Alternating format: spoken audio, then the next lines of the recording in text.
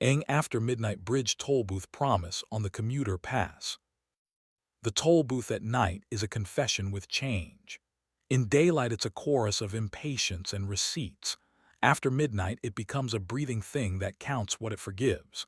I pulled up to lane 6 with my phone face down in my left pocket, the pocket I use for things that are supposed to make it home, and the booth's small window slid open like a good lie.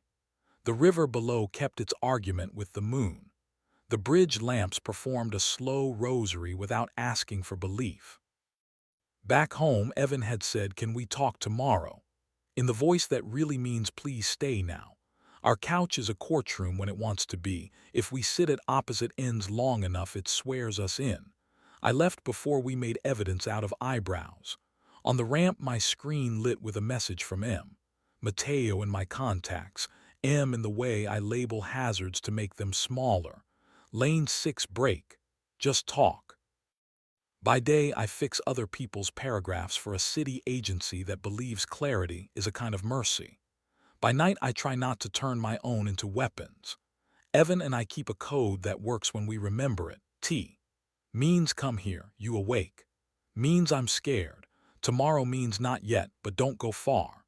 Mateo drifted back into orbit 2 months ago when I filed a boring story about toll hikes, and he walked me through algorithms with the patience of a man who respects invisible work. He wore the uniform like a suggestion and a laugh that sounded like a glass agreeing to be set down gently. He didn't ask for anything. That was how I started bringing him everything. He leaned his forearms on the booth's counter, sleeves pushed, collar unpunished, the kind of shoulders you trust with a door. The booth smelled faintly of coffee and heat and the ghost of rain. He had a stack of commuter passes and a pen whose cap he chewed like regret. "You came," he said, "because men never tire of pretending arrival is a plot twist." "I came to return something," I said. "My transponder, your restraint." "Your name," I told him. "It's been on my mouth too long for its own health." He slid a blank commuter pass onto the counter and set the pen on top. "3 words," he said. "Why are you here?" "3 words is cruel," I said. "That's why they work." He nodded at the white strip on the card. "No speeches in the lane. Cameras don't appreciate monologues." I wrote proud at breakfast. Beneath it, smaller like a fuse I might or might not light, touch before arguing. He read the ink as if it had temperature. He didn't touch me. His hand hovered a breath from my lapel, the distance a match keeps during training, and fell back like the lens over his shoulder had an opinion. "Does he know?" Mateo asked. He didn't need to weaponize the pronoun. "He knows the apartment is quiet," I said.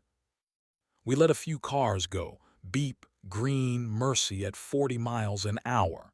He flicked the booth's light to yellow and held up a finger to a trucker who understood the language of hesitations. Then he stepped into my weather.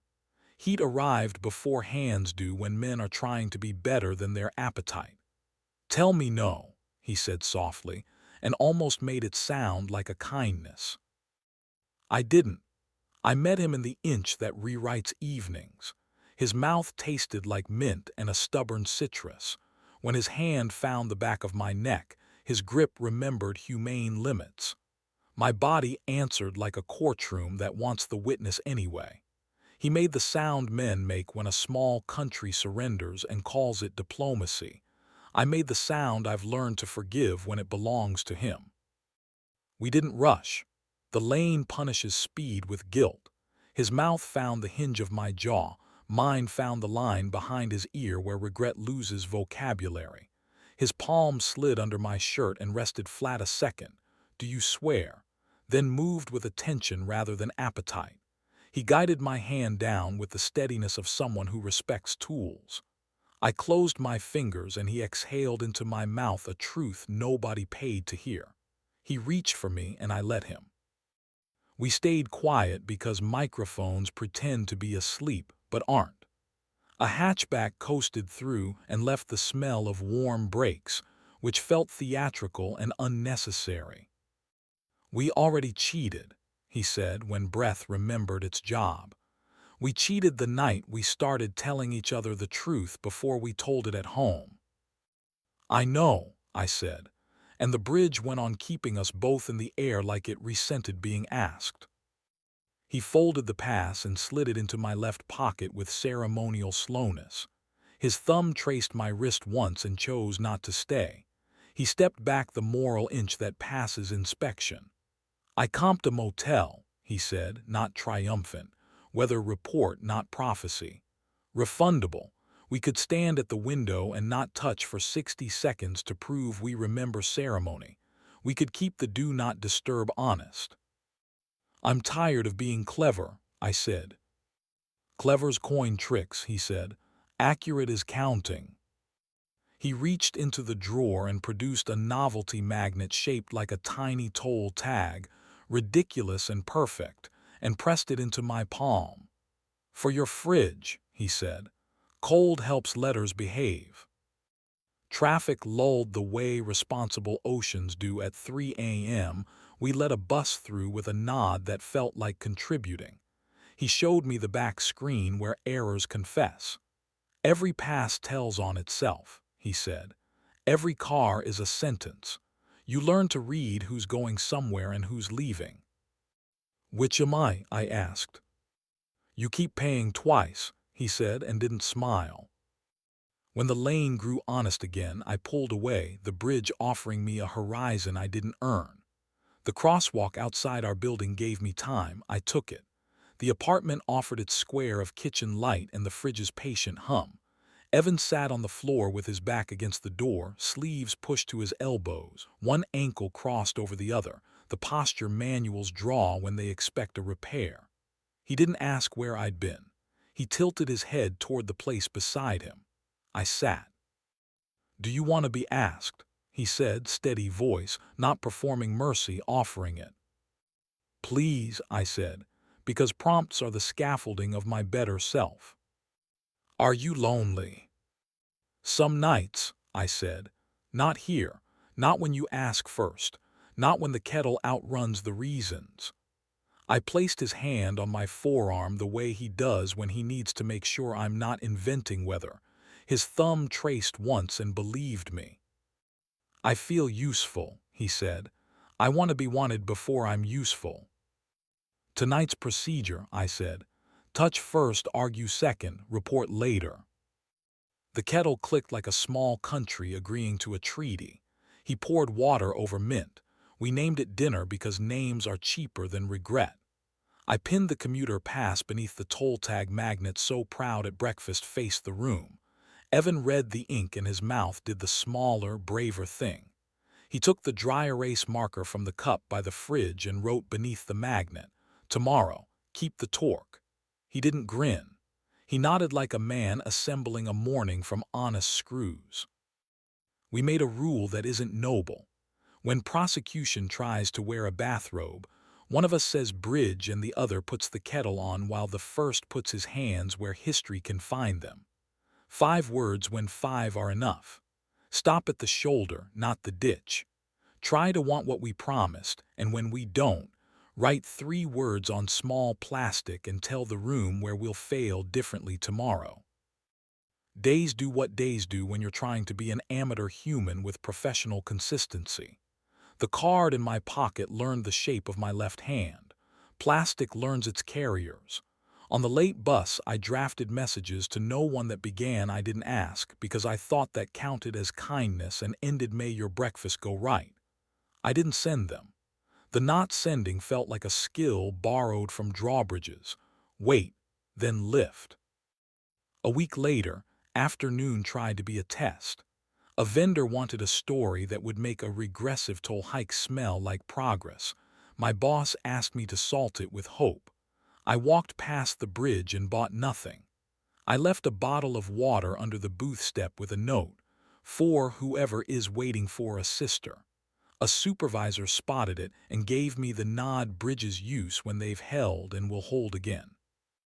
On my way home, I slipped a blank lane closure placard into my pocket and wrote "Turn" toward your name across the clean side. I didn't light anything. Mateo and I adjusted our grammar, fewer messages. No motel windows pretending to be absolution. If we failed quieter. If we stopped without applause. Still, we orbited.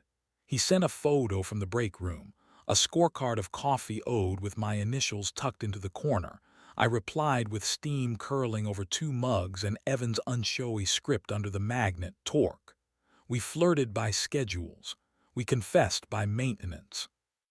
Storm Light made a short sermon of the river one evening. A truck lost a tarp. 4 lanes forgot who they were. The bridge sighed like a parent aware of its influence but not its power. Mateo texted, "Lane fault, need cones, bring nothing you can't drop." I was 5 minutes away and too willing. We bolted reflective triangles into place and negotiated with error until it behaved. When the road remembered itself, he tugged me behind the booth, a small shadow that believed in discretion. He kissed me like a receipt you don't want to file. My shoulder met the corrugated wall. His hand found my hip. Somewhere a gull practiced being unimpressed. We didn't rush. We mapped mercy with our mouths and rehearsal with our hands. His palm slid under my shirt and paused. "Do you swear?" Then moved only as far as the better version of me allowed. I bracketed him with a grip he could leave without proving anything. He reached for me and I let him. We stayed quiet because microphones pretend to be asleep but aren't, and because the bridge had just kept us above water and deserved the courtesy. "We're bad at quitting," he said into my jaw. "We're good at failing differently," I said into his neck. He laughed once, stubborn and soft, and pressed his forehead to mine. "Text me a weather report in the morning," he said. "Tell me if the kettle beat the reasons." "It usually does," I said, "when we let it." Evan met me at home with the posture of a question he had decided not to weaponize. He smelled like basil and the possibility of forgiveness that hadn't been notarized. He asked, "Hungry?" And it wasn't a trap. We ate toast like it had been newly invented. After, he wrote under the magnet, "Ask before leaving." I wrote, "Hold me first." We signed because sometimes paperwork keeps 2 men from becoming hatchets. On a Tuesday that felt savage enough to be honest, I told him inventory. Mateo's name, the rooms I had not used and the corners I had, the fence I kept bragging about by leaning on it. He didn't audition for sainthood or schedule exile. He said, "Stay while you learn the thing you say you want to learn, but don't make me a toll you pay to get to somewhere more dramatic." Breakfast became a place with rules. No phones at the table. No rehearsed cruelty before coffee. No pretending tomorrow is a closet where tonight can hang unexamined. I turned the commuter pass over and added 3 new words in morning handwriting that looked like it had slept. "Choose the hard." Evan watched me write and didn't ask for a receipt. We shrank the orbit, fewer lanes, no booths unless the world was actually broken. Mateo sent a picture of the river at shift change, flat as a truth you don't like but live with.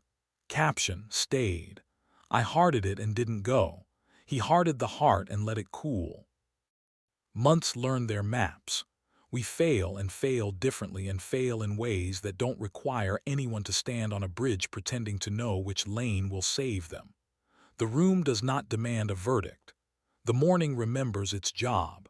I still carry the pass in my left pocket. It warms against my thigh like a small, unlicensed gravity, heavier than plastic has any right to be.